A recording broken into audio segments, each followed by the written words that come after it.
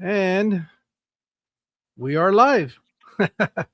Thank you, Richard, for joining me today, and thank everybody. You seems to have brought some people out this afternoon. Normally, don't have this many people waiting, uh, but today seems to be one of those days where people are going to come out. So let me start off by thanking the people that have showed up to join us this afternoon. Um, Linda Worth, thank you for being here. Aquarium Fantasy, Henry, thank you so much for joining us. Whips World, thanks for being here. Why are we always yelling? Sam, thank you so much for joining us. Uncle Smiley Aquariums, thank you, Smiley, for joining us. Uh, Craig's Catfish Cave, Craig from Australia is here with us, and they'll slowly be trickling in. But with that being said, thank you guys for being here this afternoon, or I think it's late evening for Craig or early morning. I don't know what it is. Jackie, thank you for joining us. Jackie, is that Jackie from Piaba, Project Piaba? Uh, Let me see. All right. Well, Richard, first of all, thank you so much for accepting the invitation to come on here. I must confess, I found out about you because of Eduardo, Master Oh, Aquatics. okay. Yep. I remember the first time he was like my second guest that I had, and he kept on going about, you got to meet Richard, you got to meet Richard. He brings all kinds of stuff. I've never met somebody that had a person that would champion them so much as Waddle does with you. And ever Oh, yeah. since then, I've always been very Oh, curious.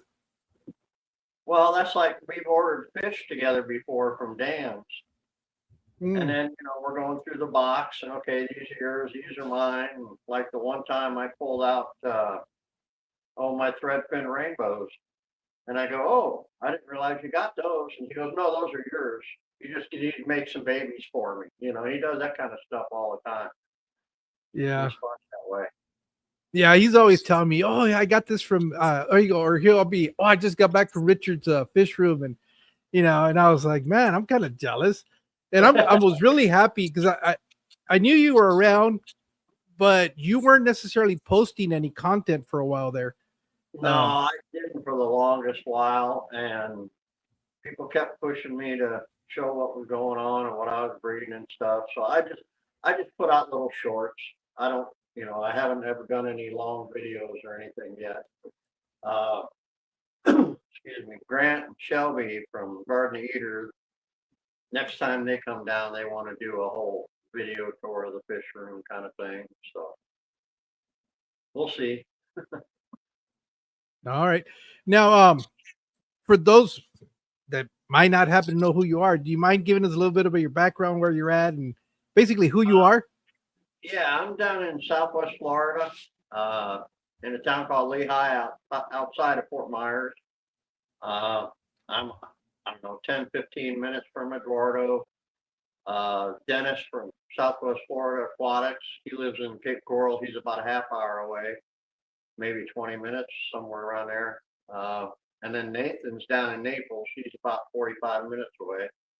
So we just got a whole group of us that kind of get together from time to time. And my fish room has kind of become the meeting place for everybody. Do Uh, you belong to any of the clubs down there? we belong to the Pasco County Club up north of Tampa, where Grant and Shelby and Lucas Brett and them belong. It's a really nice club. They have some really great speakers, and we go up there probably 3 or 4 times a year. The club down here in Fort Myers is how do I say it, much smaller club, and from what I've seen, just a lot of drama. I went to one I went to one club meeting and we sat there the whole time. Nobody said anything to us, but we could hear people bickering back and forth. It's like, nah, I'm not up for that. Yeah, out here where I'm at, I'm in Arizona, but I'm out here like in the middle of no man's land, and I have to drive. I'm like actually right in the middle. If you look in the map, I'll be right in between Phoenix, Arizona, being the next biggest large city, or San Diego, California, and along Interstate 8. And we're right here. It's kind of like the middle point because if I decide to go to San Diego, it's about a just give or take about 3.5 hour drive. If I go to Phoenix, depending on either if I'm going to the western side of Phoenix or the eastern side, it could be 3.5 to 4 hour drive. And so, but that's how far I got to go to a fish club meeting if I want to go to one. Yeah, that's like us. Tampa's 2.5 hours north, and Miami and Lauderdale's 2.5 hours east, across the state. So, but we belong to the Pasco County Club, and then we go to the Aqua Expo and Aquapalooza over in Coral Springs every year. But we don't belong to their club. I just get tables over there, that kind of thing. I've been keeping fish since, I don't know, my parents had the first 10-gallon metaframe when I was like 6, 7 years old. And then as I, got a little older, I used to have some of the little 3.5-gallon metaframes, and I'd catch little turtles and crayfish and, the usual kid stuff. And I don't know, I've just always had aquariums ever since. Every house I've owned or any place I rented always had an aquarium going. I had a reef tank for 10 years. And when Hurricane Charlie hit, lost power for 8 days and I lost all of it. So I took probably about a year and a half break. It was just sad. Everything in the tank died. So there's probably about a year and a half I didn't have a tank, and then came back with fresh water, and I've been freshwater ever since. Now, have you always had a tank, or have you taken any long breaks from the hobby? Or probably that year and a half was probably about the longest break. But now I always had like 175-gallon in the living room kind of thing. I didn't get into the fish breeding until my girls were grown and have their own families now. It's the empty nester stuff. And then I thought, I got a 4-bedroom house and I got a whole room there we're not using. And it's a room that I built years ago. I closed in my garage and made a separate laundry room and bedroom here. So now I just converted it into the fish room. Oh, okay. And, yeah. So yeah, getting into the breeding real heavy. That's been probably the last, I don't know, 5, 6 years. Okay. Like so I guess not necessarily new, but relatively new. But from what I understand, you've managed to breed some of the more difficult stuff too. I love the challenge of it. I really do. I love the challenge. It's funny when Cynthia sees a fish, that'd be pretty in this tank or that. And my first thought is, can I breed it? I love the idea of breeding the fish. And yeah, I've done a little bit of everything. Angels and plecos, they're kind of like my money fish to help pay for other stuff. Like right now I've got a batch of green Bulgarians and I've got 3 batch of koi angels going in different tanks right now. Plecos I breed a lot of.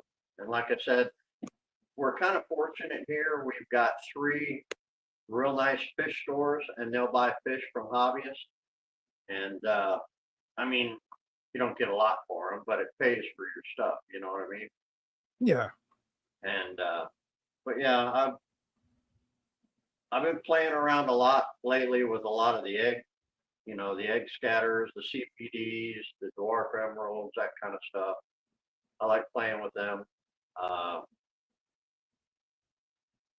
don't know. I got into shrimp pretty heavy too. Neocaradinas, and then I just started a couple of years back caradinas, but I guess I'm doing okay. I won first and second with my crystals, so in Dallas. Okay. And won second for my neo for my yellows. So. Oh, okay.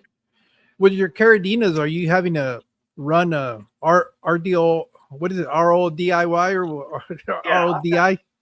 Well, where I'm at in Southwest Florida, I'm on a well and septic, and our well water here with limestone is like liquid rock. And so I do an RO system, and then in my laundry room, I have 2 55-gallon drums. So I do RO water and remineralize anyway. I have some soft water tanks and some hard water. And so I just do it that way, but I don't have like with my crystals, I don't have the clay soil. I just have regular pool filter sand in with them. But I've got an auto water change system, so they're getting a 10% water change every other day kind of thing, you know? So it seems to keep the pH low enough. They're right around 6.8, most of those tanks. So Yeah, I know. I know a gentleman that's from our fish club up in Phoenix. His name's Mike Coleman, and he breeds a lot of shrimp. And I was talking to him because when it comes to shrimp Neos, I like Neos because I equate them to cockroaches. It's hard to destroy them. You know, I know when they were first coming out, there was a lot of misinformation. Well, not misinformation, but I guess it was lack of information that they made them be like they were very susceptible and that they were very delicate.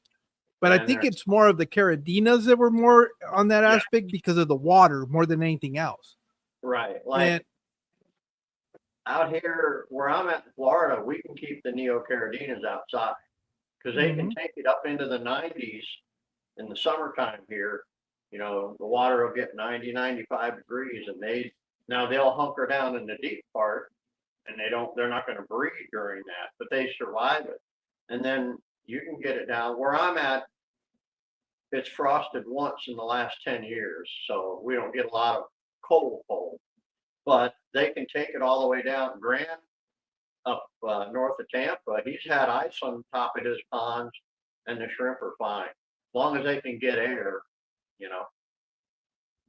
Yeah, what led me to believe that they were a little bit, that at least the Neos were a little bit sturdier was I guess Corey had done a video where he had like a 300 gallon Rubbermaid tote that Hmm. he wasn't able to get indoors and it froze over, and he Right. thought he had lost everything in there, and I guess he just it ended up freezing and expanded and broke the side of the Rubbermaid tote that a Hmm. lot of the water spilled out, but about half of the water will still manage to stay in there. So he was able to get it light enough to drag it inside the garage.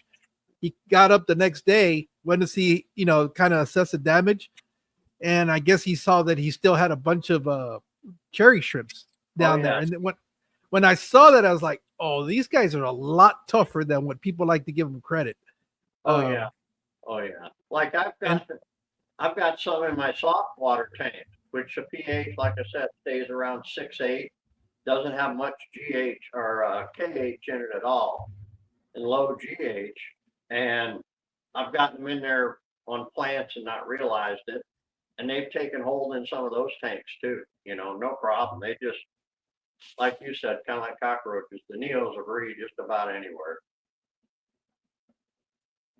my grandkids are in the chat. Let me acknowledge them before I have hurt feelings on my hands. They're in the living room watching this. Uh, yeah, no, I've been wanting to try the neocaradinas because I really like the different colorations you can get from them. There's like more of a different variety of shrimp you can have and stuff like that. And it seems like you can kind of mix and match certain colorations and be able to pull off different colors. So they're Well, constantly making on neocaradinas, not so much. no, but on If you, caradinas you can. on caradinas, yeah. If you combine neos, eventually they'll all turn to wild. But like I've had my coal tanks before that, it takes some generations to become wild. But in the meantime, I've had a purple one before. I've had some really cool, like dark green, just you get some cool colors out of, a coal tank like that. But eventually they'll all turn to wild. So what's the wild color?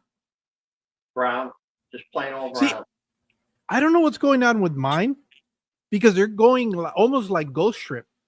Yeah, that's wild. Okay.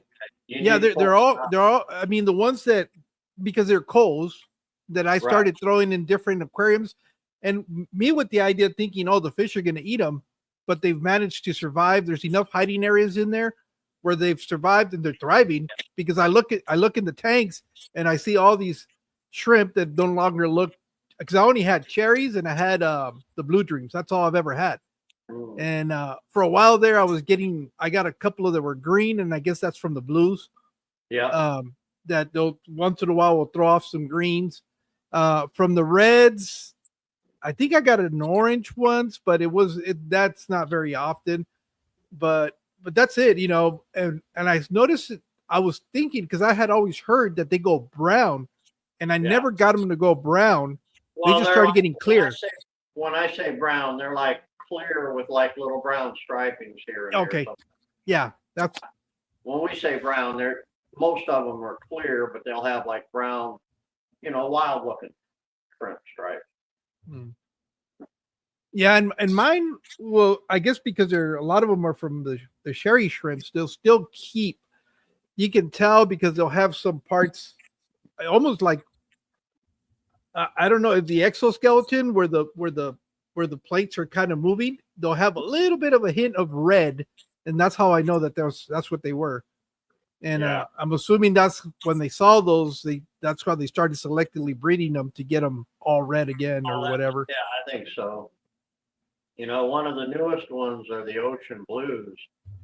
And I got to say, they're my favorite blue out now. I got mine from Max over in, I think, New Mexico off of Skipper's auction. And, they're breeding like crazy. They're breeding incredibly true. I haven't had to call any. And they're just the prettiest blue, these real pretty blue legs on them. They're lighter. They're lighter than my blue diamonds. Okay.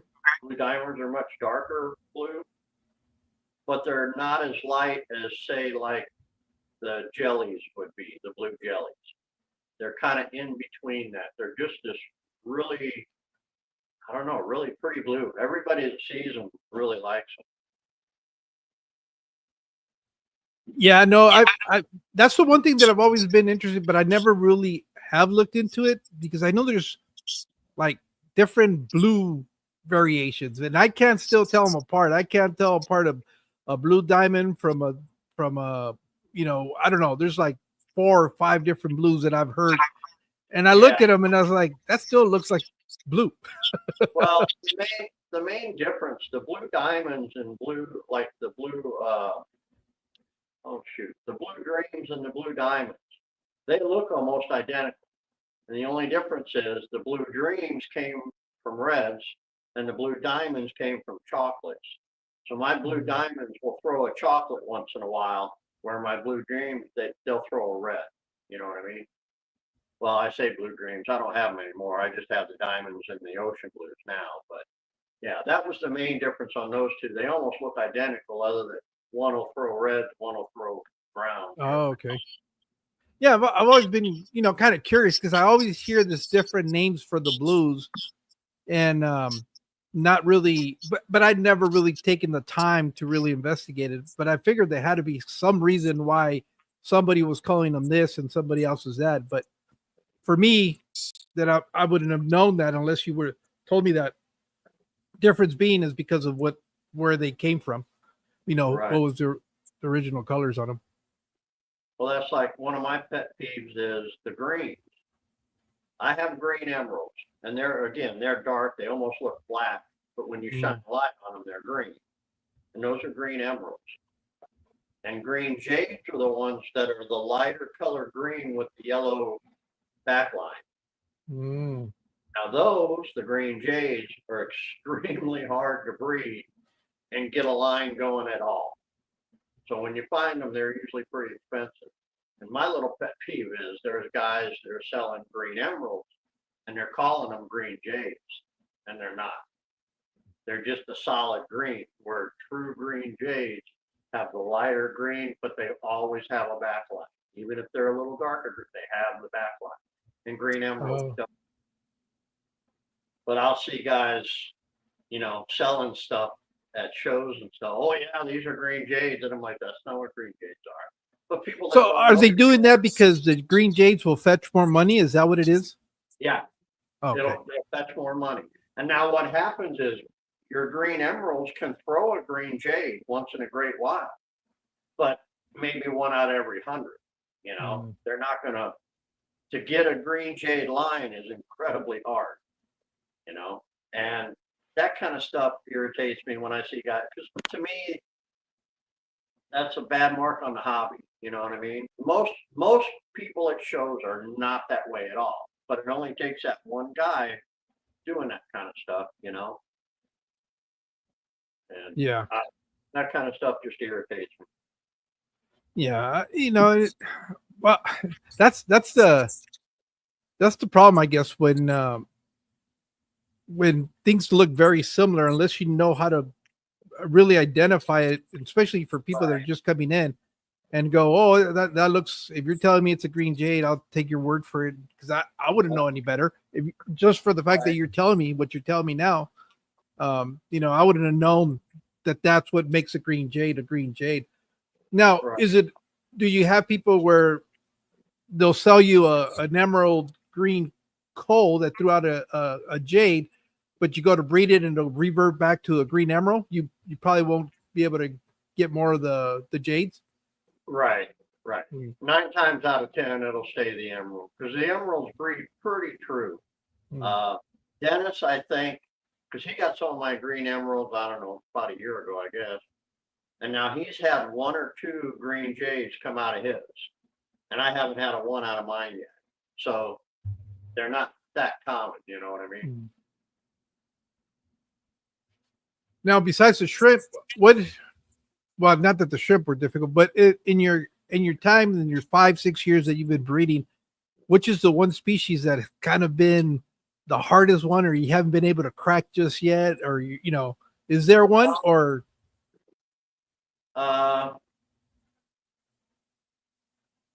one of them that was hard in the beginning were the green laser cories. Oh, okay. I got original wilds from Dr. Anthony from Peru, and that he had brought back. And once I got them breeding, now they just keep breeding. But it took a while for that. Like, one of the triggers for them, I'll let the tank evaporate down about a third of the way for a couple of weeks, and then I'll hit it with straight cool RO water, and when I do it, I don't do it slow. I whip the heck out of the aquarium and it stirs everything up. That'll trigger them. Different cories are different ways. For them, it's all about water movement and that cool drop in temperature and drop in pH and all that all at once, and that triggers them. But it took me a while to figure that one out with them.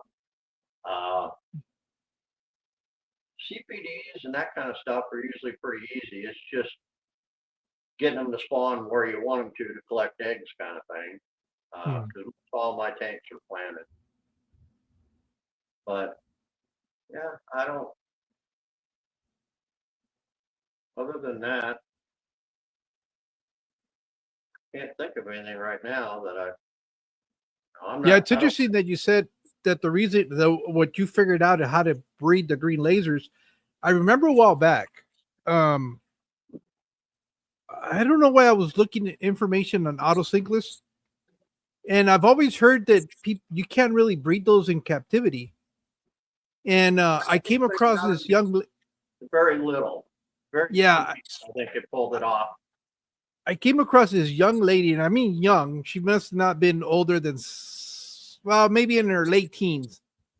And she had figured out something very similar to the green lasers, which she would allow the aquarium to evaporate about halfway there. And then I don't know where she came up with the idea, but I think she took like a PVC pipe and drilled a bunch of hose, laid it on top when she did the water changes to mimic rain. Yep. And that she got that to trigger the breeding behavior on the autocinclus, and she was breeding autocinclus. And I really thought, I don't know how I came across this video, and I wish I could remember her channel name, but she didn't have a lot of videos either. And I would have thought, when I saw that, I thought, okay, autocinclus are probably not that hard to breed. Come to find out later on, that they're very difficult. Exactly. and somehow this young lady figured that out. And I was very clear now, that time's passed. I didn't understand how significant it was at the moment when I came across her videos.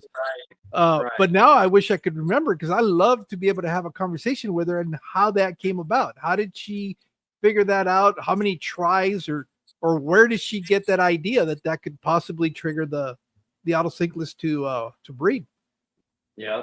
Certain cories, like my Kanaki cories, they like to breed in the moss, or they'll breed on the glass right underneath the moss, so it's all covered there. Uh, the green lasers, like I said, you hit them with a good dose of just pure RO, 5-degree cooler water, and just rustle up the tank, and that'll set them off. Uh, Panda cories are easy. Just do a water change and they're going to start breeding. Uh, Trying to think. I tried they have albino gold lasers now. Oh, okay. I got 6 of them. And I've, Skipper got some. I got some. I know a few other people that have gotten some. And everybody's have died. So, and I'm thinking, they're a new one that came from overseas. And I'm just wondering if the genetics from them line breeding those genes out so long that the genetics aren't real good. And I'm wondering if you didn't breed them back with regular gold lasers, you'd still get a half and half mix, but maybe the genetics would come back a little. So I may play around with that. I'm not sure if I can get some to live long enough to grow up and breed. Yeah, which is curious, because we sometimes want to keep the albinos, but in the wild they don't survive. In the wild, that's why you don't really see them in the wild, because they get picked off. They can't really hide from predators. Yep. I used to have a cabin up in northern Wisconsin, up in Boulder Junction years ago, and there's white albino deer up there, and up there they're protected. But yeah, they stand out like a sore thumb. I think, yeah, people weren't protecting them nowadays. It was back in the old days with predators; they'd be picked off pretty quick, because they stand out so much. They might get picked off now with wolves being reintroduced back into the wild and then moving across the whole United States. So, maybe that's what happened in the first place. Yep. What was I going to ask you? Oh, I know there was something I was going to ask you about. Oh, it was a comment that I was going to make on the cories. It's funny because a lot of these species, there's different things that trigger them. There used to be a young lady, another young lady. Well, no, yeah, younger than me, so she's going to be a young lady. But her name was Cali Corridorable Aquariums or something like that. Yeah, I know who you're talking about.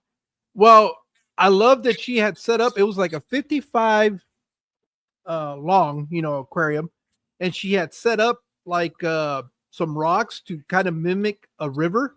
And she had put a power. No, it was the return for her FX6, and in there, I think it was which cories did she have in there? But she was having a lot of success breeding them because she discovered that the cories wanted to breed in the running water, kind of like a pleco, and it was really interesting because she was showing a video one day on one of the live stream where the cories were just going crazy in the flow and putting eggs all over the rocks.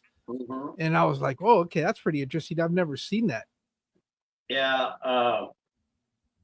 I've got Dennis brought me some power heads that he had found, and I want to try something because every cory is different, but I want to try something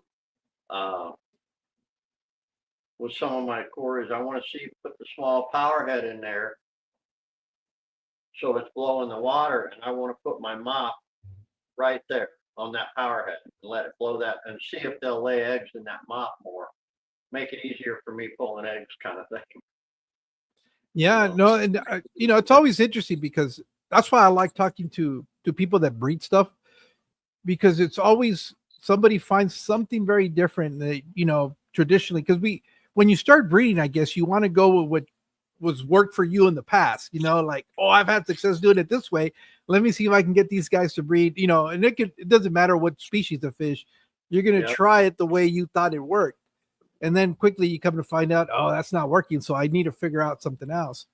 Um, in your breeding process, is a lot of this stuff that you have personally discovered, or have you taken advantage of the fact of the community and reached out to people and said, hey, I have the same species you do.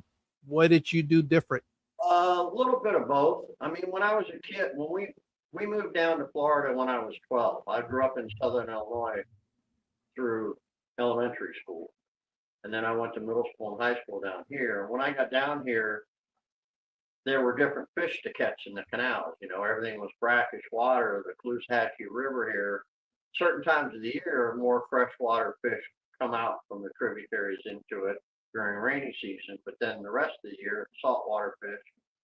And so I think that taught me when I started catching those brackish fish, I had tried to do it like I had when I was a kid up in Illinois, and it wasn't working. And so I had to start thinking more of, well, where am I catching them? What am I seeing? What are they living in? And I think just all the years I've brought that through, you know what I mean? I've always had planted tanks, that kind of thing, to try to mimic in nature. But other things, you talk to guys at shows, they've found a little trigger that works better or something. Yeah, people talk and do that all the time. So do you find you get more information or collaboration with people through at the shows or events, or at the club meetings? Ooh. I'd have to say a little bit of both, because like I said, the Pasco County Club up there, I don't know how many members they've got total. I know it's in the hundreds, and at any given club meeting for that month, there'll be 50 people there. And it's one of those clubs, they have a breeders program and all that. And it's one of those clubs, there's so many people from all around the state of Florida belong to it that somebody's got a trick for breeding something. You know what I mean? There's always guys breeding something new, or fish you hadn't heard of, or that kind of thing. So yeah, I pick a lot up at the club events, but then I also at the shows you meet people and talk to them, and so I'd say probably both. Also on the shows, I think I've seen you at some of the shows on the East Coast and stuff like that, where you're vending and stuff like that. Is that something you do on a regular basis, or you only have certain shows that you go vend? No, actually, the only ones I've done are the Aqua Expo and the Aqua Palooza over in Coral Springs. Uh, that's the only ones I've ever gotten tables at. I haven't done any of the others before. I mean, we went to the Clash. We've gone to the Aquacello Chicago one year, twice in Orlando, but we didn't have any tables or anything. Well, they get pretty expensive, don't they? Aquashella is in like $800 for a table or something like that. Something like that, $800-900 or something. It's not cheap. Yeah, I guess you'd have to have quite a bit of species to be able to sell to come out ahead. Yeah, absolutely.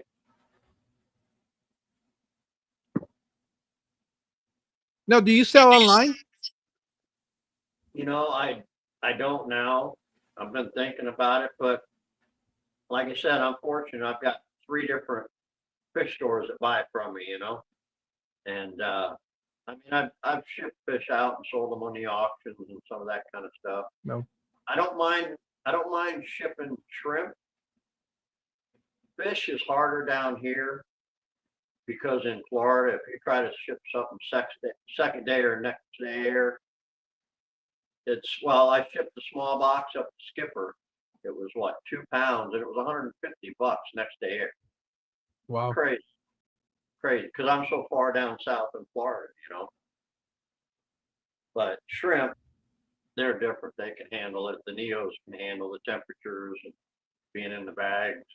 I mean, I've had them kept in bags for 2 weeks and no issue. Yeah, I've heard stories about shrimp being in transit for almost a month, and they show up and they're fine. That's why I say they're, if they're Neils. I don't know about Caradinas, but I know Neils. Caradina, you can do better if the weather is cooler, but they can't take the hot temperatures. They can't take, if you put their temperatures into the high 80s and 90s, they probably won't make it. You know what I mean? Most of your Caradina. Yeah, the only time I've had issue with Neocaradinas is because I crash a tank and I get an ammonia spike. That's really the only way that I'll have an issue with them. But then again, anything in that tank is gonna be done for the most part. There's not going to be very much that'll survive that. And that was something that I've learned with for a while there. I was trying to do the no water changes because I wanted to see what happens. And I was able to pull it off for quite some time, but what I've come to learn with those setups is you really can't mess with them at all. And the mistake I made, I added some floater plants to it, thinking, oh, this is going to work out all right. And I crashed it. I came in the next day and I could smell it. And I was like, so I did that once, and I did it with that same tote, but it was, I had some guppies in there. And again, I was trying to see how long I could go without really doing a water change, just doing top offs. And it was fine as long as I didn't mess with it. One day I decided that I was going to remove some plants and add some other plants in there. And I guess just disrupting the substrate in the bottom.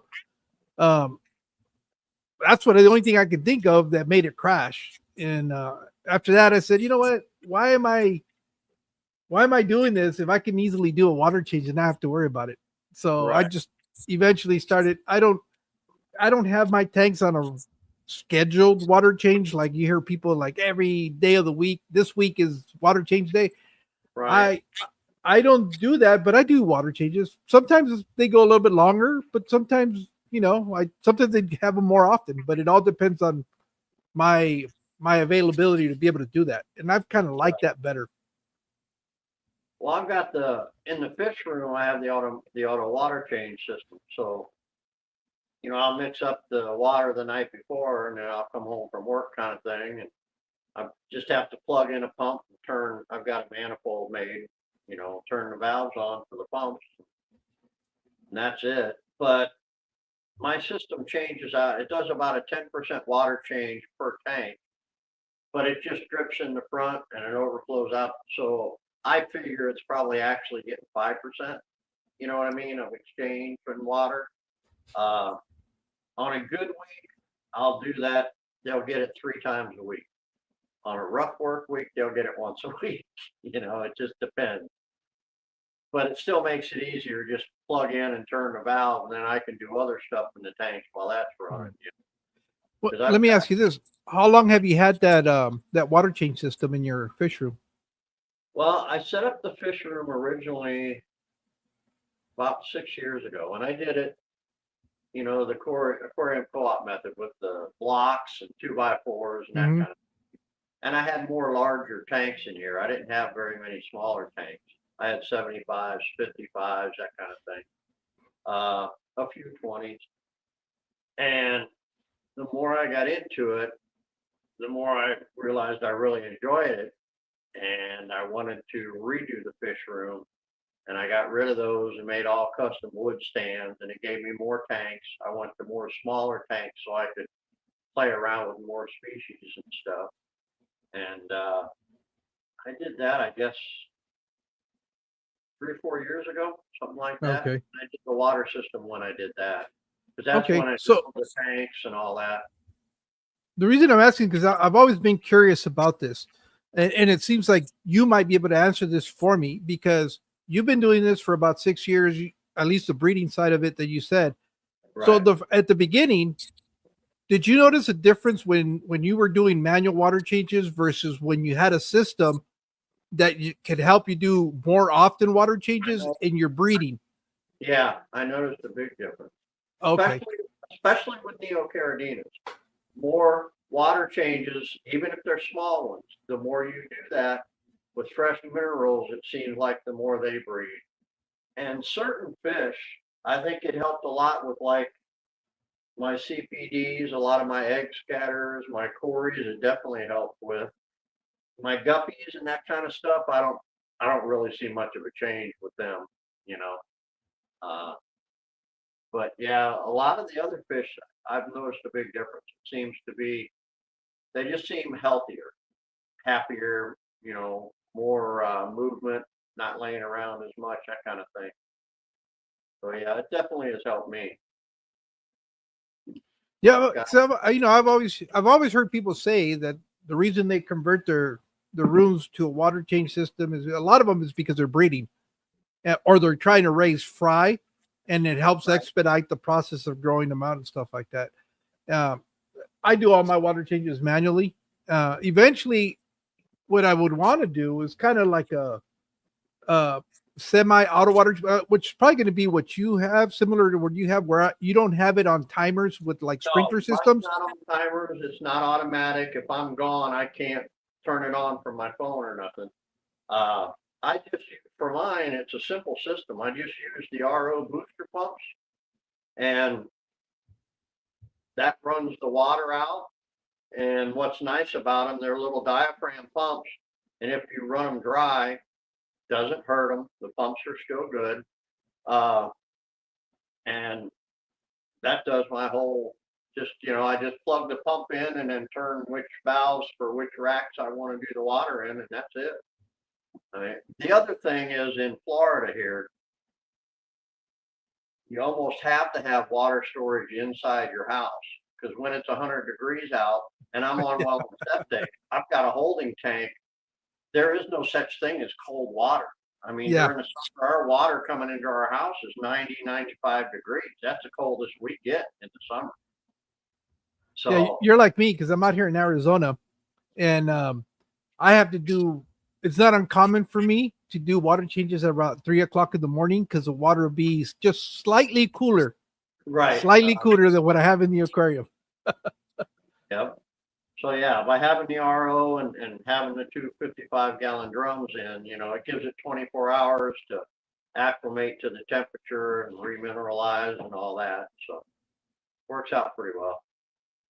Yeah, I've been times. Well, at the beginning, once I figured it out that it was pointless, I remember running the water and it'd come out like if I had the water heater on connected because it would just be scalding hot, and I would let it run, 10, 15 minutes and it wouldn't cool off. So yeah, I'm kind of like you. I've heard of people getting like the brute trash cans and filling them up. I Mhm. think Curtis does that, where he'll let it sit in his garage and Right. get to the ambient temperature and be able to cool them off that way. I think that's something I'm gonna have to do, even if I get like because right now I don't have air conditioning in the garage. It's just Okay. a fans that I run, and I can kind of get away with it because we're a little bit drier down here. We don't have a lot of humidity, except during monsoon season, which is around August. We'll get a little bit more humidity, which you probably laugh at because it'll be like at 60-70%. Yeah, And sorry, that's yeah, that's I like a wish dry we had day that. for you guys.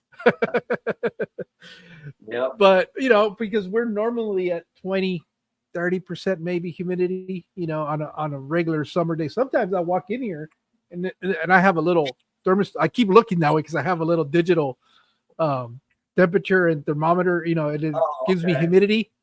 Right. And it's not uncommon for it to be like at 8 or 10% in like July and June and July. It's not, we don't have a lot of humidity. I have more humidity in here because of my aquariums, and they're all open tops, or else I would boil the fish in there if I put tops on them in the summer. Now, your houses there, are they concrete slab or wood? No, they're concrete slab and cinder block buildings. Okay, same as us. So you're like all our plumbing is through the ceiling in the attic. Yeah, So when you first turn on that spigot, don't put your hand under it. It could be yeah, that's what I was telling you. It's like Yeah. if I was running the water heater on it. It's I wish I had that water in the winter.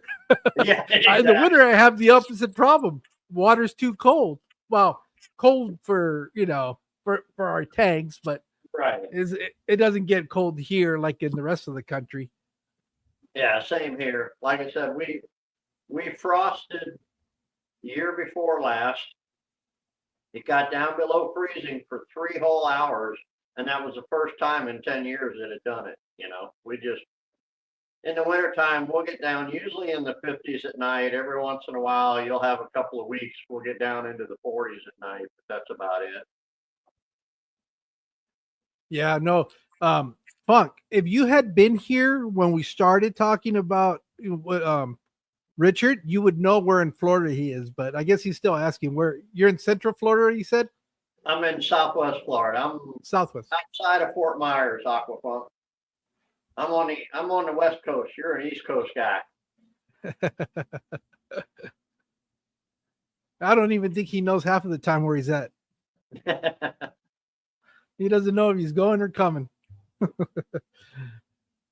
Yeah, I know. But like I said, I don't know if I said it here. I know I was mentioning it backstage when we were talking about, but I got to know about you because of Eduardo.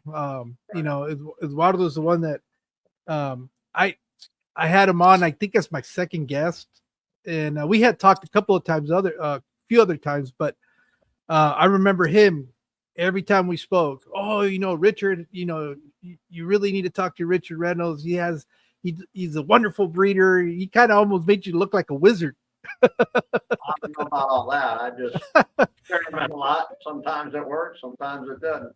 Yeah, but he always spoke high praise of you, and everybody else that I've met across, people that and I know in common have always said the same thing. It's that that you have had quite a bit of success breeding some of the fish that some people have difficulty with, and it, like you said, is probably because you do enjoy that challenge. Yeah, and that's being able to figure that. The challenge of it. Get one that's a little difficult to breed from time to time. Play around, see if you can get a breed. And I'm not always successful. I've had fish that I've passed on to other people, and here, you try it, and then they can breed them. It just depends. Yeah, sometimes it's just I've heard similar stories. I think Curtis had said stuff like that where I think he had some fish that he was having trouble, gave them to Mike from MC Aquatics, and Mike calls them up. He goes, "Mine are breeding fine. I don't know what you're talking about. This being difficult to breed." Yeah, that frustrates the hell out of you when it happens. Well, that's like I had bred a lot of the Suda McGills, the Ivan Soppies, and the Fork Tails, the Bricadas, that kind of stuff. And then I got the Gertrudii, the RU4s, and I put them up in, and they'd have a few eggs in there, but I'm like, okay, come on, guys, what am I doing wrong? Well, then I got to looking. I had moss in the tank. They were laying more eggs in the moss than they were. So once I started putting a mop on the ground, they go in there and lay all the time. But they seem to like to lay more on the lower moss and stuff on the ground than the floating. So it's just finding the little tweaks that different ones have. For your fork tails, did you use the floating mops for those? Yeah. Now, do you have to power feed these guys with high protein in order for them to lay eggs, or anything special you had to do? Well, no, they'll lay eggs, even if you're feeding flake or like I feed the extreme nano pellet, that kind of stuff. They'll still lay, but when you start hitting them with, Daphnia or Moina, baby brine, yeah, they put out a lot more eggs. Oh, okay. Yeah, because I got a group, but they were still just going into juveniles, and now they're starting to finally get color. They're getting to the point where I think they're going to start becoming, young adults. And so now I got to start. I have some mops in there. I haven't even checked them because I know they were still too small. Well, I will tell you, Suda McGills breed young. Oh, okay. They start breeding young, man. I've had them where I'm thinking, there's no way they're going to breed yet. The next thing you know, there's eggs on the mop. They'll breed a lot younger than you think. Now, the issue with them is they'll eat the eggs if you don't pull them. Yeah, but like I found if you use the thicker mops, you get more eggs. because they'll pick Mm. off some from the outside, but they don't like go digging looking for them. Yeah, but you definitely have to pull them up though, right? Because they'll eat Yeah, the gills fry. are worse at eating their fry. Yeah. Ah, okay. Now I've raised them in a tank and left the parents in, but I've had like a lot of hornwort and stuff up top, so they have a place to hide, and get away from the parents. And your numbers won't be as high. That's all. Now, okay, before I get going on that question, Henry wants me to ask you about the eel. Oh, yeah. I don't know about them. I bought 4 of the dwarf red tail eels from Dan's when he had them in a while back, and I've got them in a 40 breeder. They have been doing real good, and I lost a few of them. I screwed up. I think I've loaded them too much on bloodworm. Hmm. So I've got 1 or maybe 2 left in there. I'm not sure because I never see them at the same time. I want to get some more because it's a project. I want to try to breed them. Supposedly, most eels, they need a saltwater time, you know what I mean, for that stage or whatever you call it. But the dwarf red tail eels, to me, they're extremely close to the, well, what am I thinking the other eels are? They're breeding down here in Florida, the peacock eels. Hmm. And the peacock eels are breeding in canals in the Everglades that are only freshwater canals. There is no salt or brackish in them, and they're breeding in there. So I'm thinking these guys, and Dan's getting these from a breeder in Germany. So I want to see if I can crack the code, but I have absolutely no clue where to start. There's no information on them anywhere. Nobody knows how to breed eels, because most of them have that saltwater larval stage. So I don't know. We'll see. It's going to be a long-term project. See if I can figure it out. Okay. I guess Nathan's saying that he'll sell you his Dan's gift card. He's laughing about it. Oh, what I was gonna ask you. I know you said was the breeding side of this always because you enjoyed the challenge, or did that just kind of become as you were figuring out that breeding, some of it was a little bit more challenging, or was it always from the beginning you knew it was challenging and that's what you wanted to do?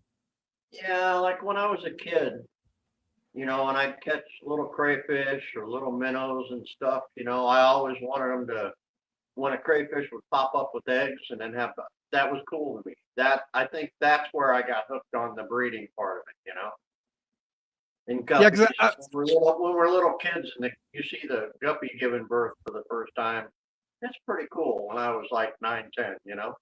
yeah, So I'm sure that had a lot to do with it. yeah, because I'm going to assume then that because of once you start becoming successful to breed the fish that you're having, you got to find a way to get rid of them, and that's so really the selling that you do is more to free up room, not necessarily because are you trying to profit from the breeding, or is it more like I enjoy the breeding and I have to be able to move fish to be able to bring in more fish to breed? Yeah, I ship, but I don't like to ship. Mm-hmm. So I wholesale to the stores. And like I said, I'm probably making a fourth or a fifth of what I could if I wanted to sell them on the internet, ship and all that. But for me, the money I make is just paying for my fish food, for some expensive fish I want to get once, they're paying for my hobby is what it amounts to.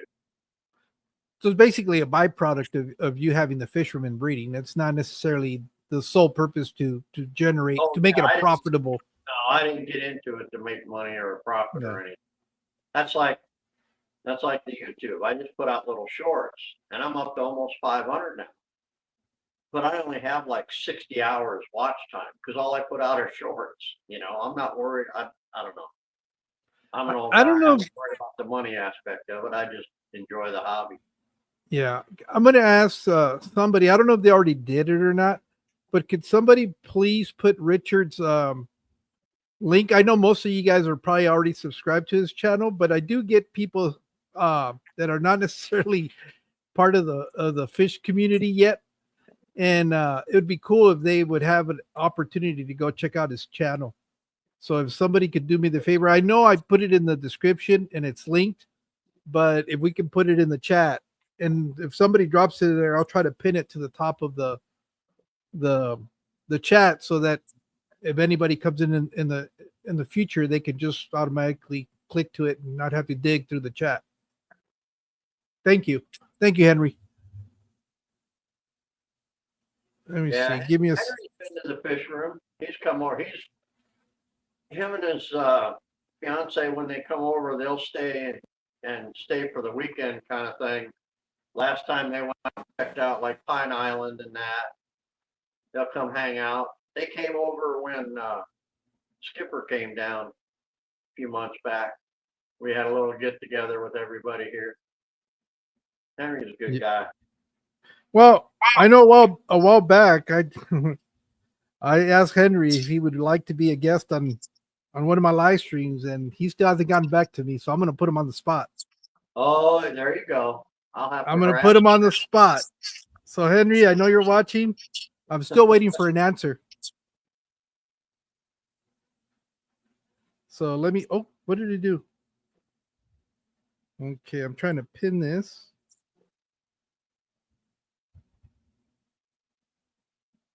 Give me a second. Sorry for being quiet. What's going on with my phone? Nothing's wanting to work today. It's like me at work. Don't want to do anything. Oh, nope. That's not it. Shoot. I'll have to do it afterwards. Everybody started dropping the link. Okay, well,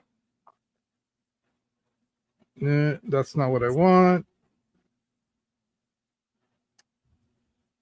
All right, I'll deal with that later. I don't want to get too sidetracked. Yeah, Henry's in Florida too. Funk. I know me and Funk talk on a regular basis, and he's always telling me, I wish there was more people I could collaborate down here in Florida. And I tell him, you're full of people down there. I don't know what you're talking about. People, Funk. You just need to get out of your little bubble there, bud. Well, that's the problem. He doesn't want to leave his turtle shell. He's always stuck at home. He doesn't want to do anything. Passing. Henry's outside of Daytona and Titusville. Passing Wind lives outside of Jacksonville. You got Ryan Wild Fish Tanks. He's up by Orlando. Yeah, he goes to Ryan's every so often and goes up there. Yeah, I see Ryan up at the Pasco County Club all the time. Yeah, I know. I'm kind of jealous because you guys have a lot of you guys are from the community or out there at that fish club. It's like, well, you know, I could understand that also from as a club member, but kind of being sort of an appeal that you go in there and you get to see some of the people you see on a regular basis on YouTube that they're part of your club. What's nice too is Grant Eater is the one for the club that gets the guests. And because him and Shelby travel the country doing fish shows everywhere, you get some really good speakers, you know? Yeah. Thank you, Christine. Christine, Sweet Acre Koi Farms, subscribe to your channel. So hopefully we'll get a couple of subscriptions from the live stream. That's kind of the idea too, to be able to have you guys on and you know, one for allow you get, not that you need a showcase because most of us know who you are, but periodically I do get people that are stumble across my channel and they'll tell me, oh, I didn't know you had a channel or whatever. And they kind of like these live streams because they get to meet new people in the hobby. Right. So he says when he finishes remodeling his fish room. Oh, sorry, Henry. That's not an excuse because fish rooms are never done. And you should know that by now. They're always in a constant state of change. That's it. I've got a tank, actually. It's a really nice one. Nathan gave it to Henry. And so he brought it up here. I got it outside. It's it's a little bit larger than a 40 breeder. It looks like maybe a 45 or 50, but it's an oceanic tank. Oh yeah, I have two of those.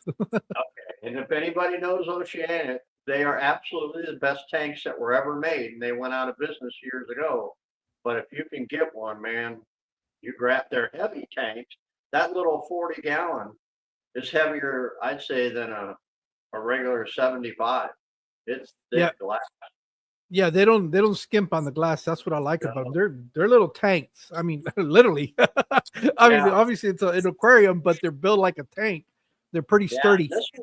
This one's nice. It's gray. It's not the black. It's a gray, looks like granite trim on it. So it was probably a custom tank at one time. But yeah, Nathan found it and gave it to Henry. And so next time Henry's over from Daytona, he'll have another tank. I know that you're always looking for a challenge. Is there a species that you kind of have your eyes on? Well, obviously the eels obviously is one of them, but is there another fish on your bucket list that you eventually like to be able to get your hands on and try to breed? Yeah, I actually want to go. When we first moved down here when I was a kid, we catch little pipefish out of the river. And I'd like to get some and see if I could pull off doing the fresh to brackish and actually breed them. I don't know. I've never tried it before, but that's one of the things this summer, once rainy season starts a little more, then that's when they'll start breeding. And I want to see if I can't get some and try raising them and see if I can't get them to breed. Because I kept them as a kid, but I never was able to breed them. I didn't know enough about the, salt water and fresh water, and they have to go through a stage. So we'll see. I'd like to maybe play around with something like that in the future. Have you ever tried breeding a monoshrimp? No. They're similar to that, where the larval stage, they have to be in salt water. Oh, okay. Yeah, that's right. They don't breed. Yeah, they have to have larval. I had mudskippers once. They were fun. Oh yeah. But after a while, I don't know. I get bored too easy. I think after you have a fish like I had discus, I played with for a while, and I don't know. After I bred something, I never bred the mudskippers, but I don't know. I just got bored with them, gave them to Grant and Shelby, and went on to another fish. Yeah, that's the thing with when you're breeding is you're always trying to what's the next thing, especially when it becomes like almost second nature to breed them. So it's kind of like, all right, I got this down packed. Now it's it's time to move on. I did get some more pea puffers again. I'd like to get them breeding, but it's hard because I didn't realize until I started researching it more. When pea puffers are first born, they're almost all female. Oh. And certain ones will turn into males.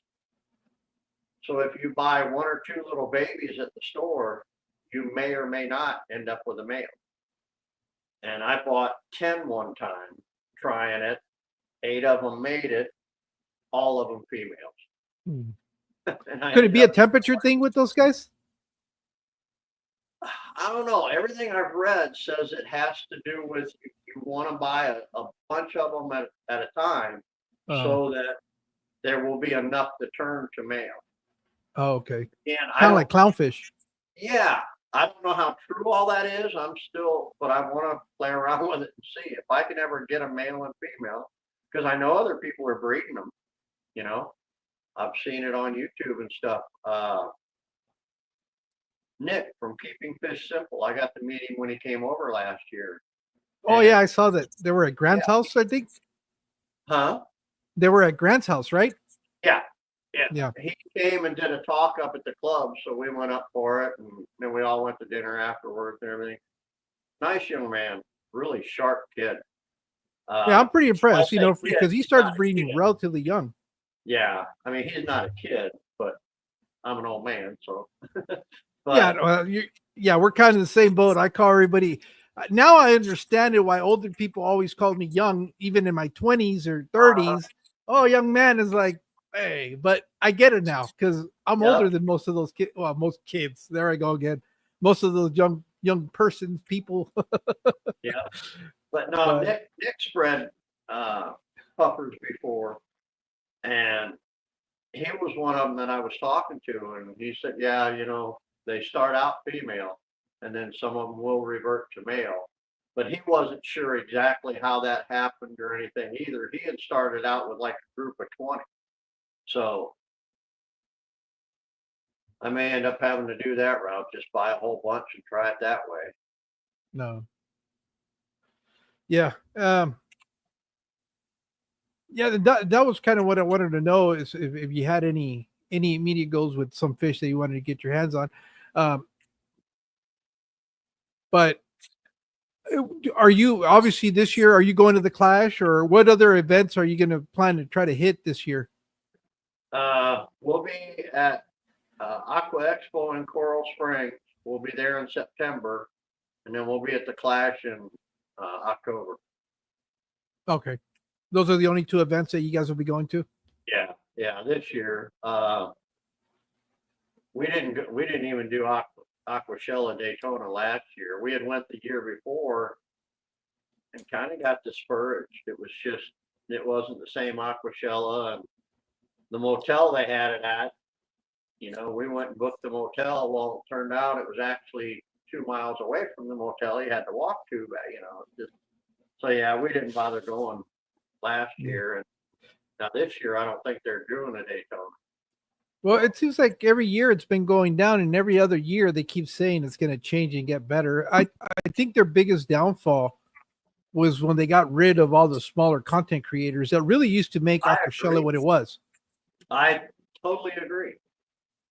And when we went to Daytona, not last year but the year before, they had cut all that out. It was only the big creators, and then they had, instead of putting a lot of it on YouTube, they had their own special YouTube channel, and they wanted you to sign up for it and all this. And it's like, how many thousands of listeners follow all these smaller, I just thought they kind of blew it with that. But we'll see. Yeah. George has it back now.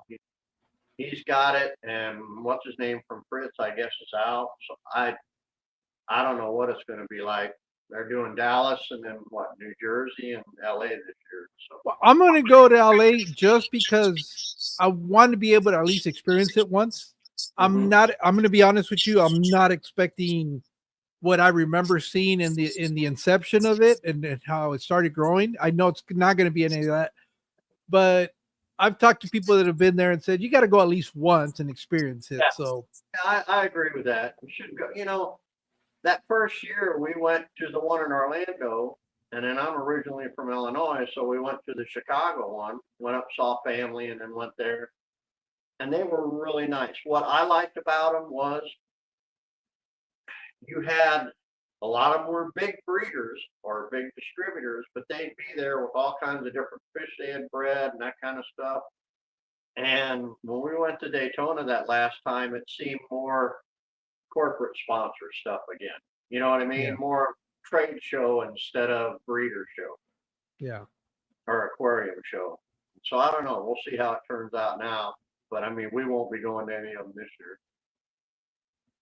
yeah. Just too So far away. Richard, if I know you have your YouTube channel, obviously, but if people wanted to reach out to you, get in touch with you, what other platforms are you on, or what's the best way to get a hold of you? Probably email me. It's Rick R4712 at yahoo.com. Now, is that Probably. something?